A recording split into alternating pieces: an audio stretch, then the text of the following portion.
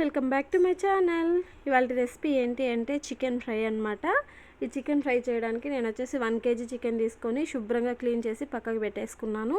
తర్వాత ఫ్రై చేసుకోవడానికి స్టవ్ వెలిగించి బాండిల్ పెట్టి అందులో సరిపడా ఆయిల్ వేసేసుకొని ఆయిల్ హీట్ అయిన తర్వాత మనం ముందుగా క్లీన్ చేసి పెట్టుకునే చికెన్ మొత్తాన్ని ఇందులో వేసేసుకోవాలి.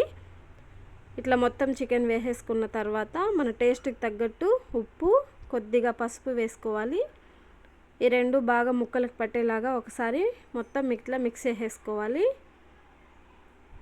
తర్వాత ఇందులోనే కాస్త పచ్చికరివేపాకు వేసాను, మంచి స్మెల్ వస్తుంది, అందుకని చెప్పి కొంచెం పచ్చికరివేపాకు వేసి మొత్తాన్ని ఒకసారి కలిపి ఒక 10 minutes హై ఫ్లేమ్ మీద వదిలేయాలి. ఈ చికెన్లో వాటర్ అంతా బయట వస్తుందన్నమాట.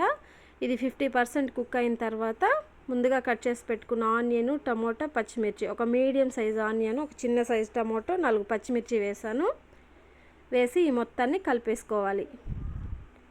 ఇట్లా మొత్తం కలిపేసిన తర్వాత ఆయిల్ మొత్తం పైకి తేలే వరకు ఈ వాటర్ అంతా ఇంకిపోయేసి ఆయిల్ మొత్తం పైకి తేలిన తర్వాత 1 టేబుల్ స్పూన్ అల్లం వెల్లుల్లి పేస్ట్ వేసాను.